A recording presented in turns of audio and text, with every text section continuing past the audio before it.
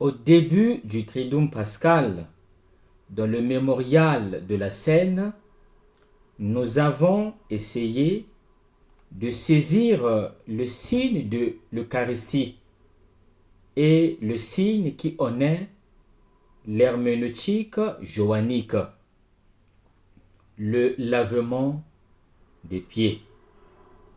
Des signes qui se voulaient une réponse de Jésus au Père et aux hommes, qui étaient les acteurs de cet événement de passion et de mort. Nous avons mieux compris que cette action de grâce et cette bénédiction étaient en Jésus l'Amen.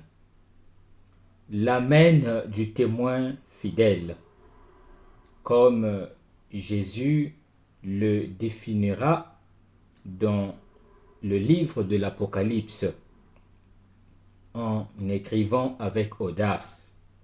Ainsi parle l'Amen, le témoin fidèle. Apocalypse 3, verset 14. Terme désormais christologique, confessant l'identité de Jésus à partir de sa passion et de sa mort. Un Amen, un oui prononcé par Jésus avec toute sa vie. Un Amen qui dit oui même à la mort. Un Amen prononcé à travers un témoignage persévérant, qui n'a pas failli, qui n'a pas connu de contradiction même dans la souffrance. En rappelant aujourd'hui la croix, nous revenons à la recherche de la réponse donnée par Jésus. Une réponse qui était la passion dans son sens le plus profond. La passion comme amour, la flamme divine de l'amour, et en même temps la passion comme souffrance, douleur, sacrifice. La passion de Jésus a été un duel entre l'amour humain de Jésus et la mort, puissance qui aliène l'homme, mais qui a surtout pour sujet le diable, le prince de ce monde. Nous ne pouvons pas commenter l'ensemble de la passion selon Jean, qui est la réponse de Jésus à l'intérieur de ce duel. Réponse à Dieu et réponse aux hommes. On peut distinguer 4 unités littéraires dans le récit de la passion de Jean. L'arrestation de Jésus, Jésus devant Anne et Caïphe, le procès de Jésus devant Pilate, la crucifixion, la mort et l'ensevelissement de Jésus. Nous aimerions nous arrêter sur l'arrestation de Jésus. Jean chapitre 18, versets 1 à 11. Selon les exégètes, on ne peut pas intituler cette péricope l'arrestation de Jésus. Celle-ci n'est mentionnée qu'au verset 12, où les soldats emmènent Jésus au palais d'Anne, ce qui constitue proprement le début du récit de la Passion. Quel titre alors choisirait-on pour la péricope du jardin? Un titre de section doit en exprimer la pensée principale. Celle-ci, semble-t-il, se traduirait le mieux par la confrontation ou mieux l'affrontement des deux groupes. D'un côté, il y a Jésus avec ses disciples, expression reprise 3 fois dans les 2 premiers versets. De l'autre, Judas et la troupe qui l'accompagne. Le récit de l'arrestation de Jésus se compose de 3 parties. La première, c'est-à-dire les versets 1 à 3, constitue l'introduction. Ces versets exposent le scénario et mettent en place les acteurs de l'histoire. Jésus et ses disciples se rendent au jardin. Ils sont suivis par Judas et la troupe qui l'accompagne. La seconde partie, les versets 4 à 9, forment le centre de l'histoire. Ces versets décrivent la souveraineté du Christ joannique face à la troupe venue l'arrêter. Enfin, la troisième, les versets 10 à 11. Ici, le récit se termine par un appendice. Le coup d'épée donné par Pierre permet au Christ joannique de prononcer la parole de récapitulation du verset 11. La coupe que m'a donnée le Père, ne la boirai-je pas? Le récit de la Passion en Jean commence dans un jardin.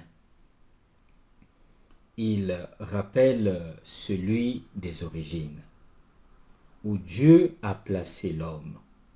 Genèse 2, verset 8, et où s'est déroulé le premier affrontement entre la vérité et le mensonge. Genèse 3, verset 1. Ce qui commence ici se terminera dans un autre jardin, au pied de l'arbre qui a donné la vie à l'homme.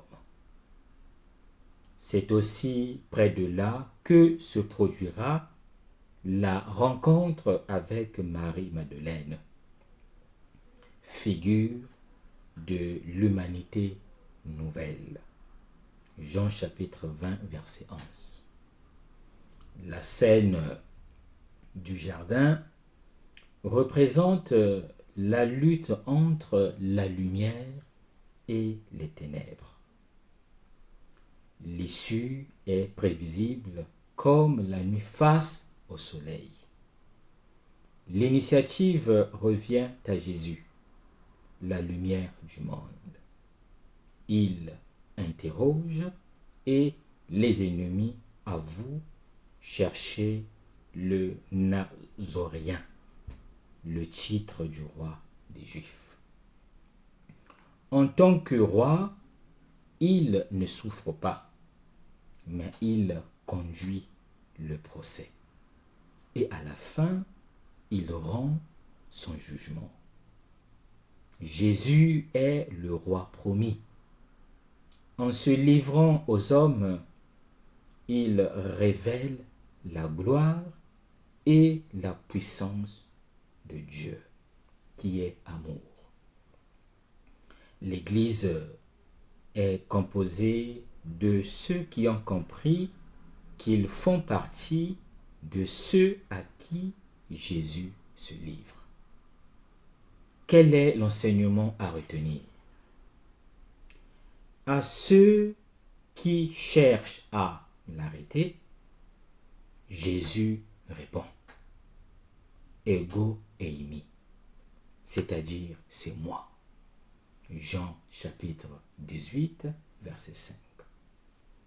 Cette phrase rappelle le prologue initial qui annonçait la résistance de l'homme à la parole, mais aussi la victoire de Pâques. En effet, la lumière brille dans les ténèbres, et les ténèbres ne l'ont pas saisi. Le Verbe est venu chez les siens, et les siens ne l'ont pas reçu. Mais à ceux qui l'ont reçu, il a donné le pouvoir de devenir enfants de Dieu. Et de sa plénitude, nous avons tous reçu grâce sur grâce. Voilà pourquoi la communauté des croyants, prémisse de la multitude de ceux qui seront attirés par le Fils de l'homme ressuscité, s'exclame: nous avons contemplé sa gloire, gloire qu'il tient du Père comme unique engendré, plein de grâce et de vérité. Que veut nous dire l'évangéliste Jean?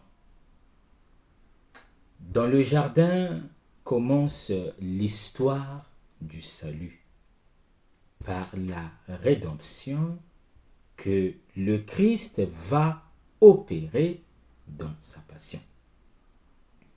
Le Christ est apparu pour défaire les œuvres du diable. Jésus est la vie éternelle.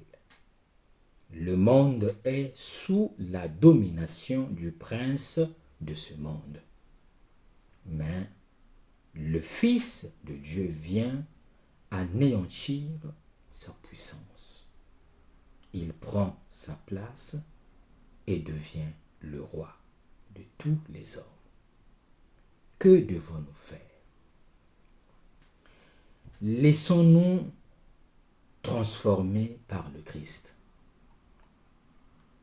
Car l'homme qui se laisse totalement transformer par la lumière et la vérité du Christ se trouve progressivement protégé contre le péché et devient enfin, comme par voie de conséquence, totalement incapable de pécher. Telle est la pensée de l'évangéliste Jean. Jésus s'est offert librement et consciemment. Jésus, dans toute la passion selon Jean, n'est pas l'objet de la violence du monde. Il en est le sujet qui connaît et dirige tout jusqu'au plein accomplissement de l'amour.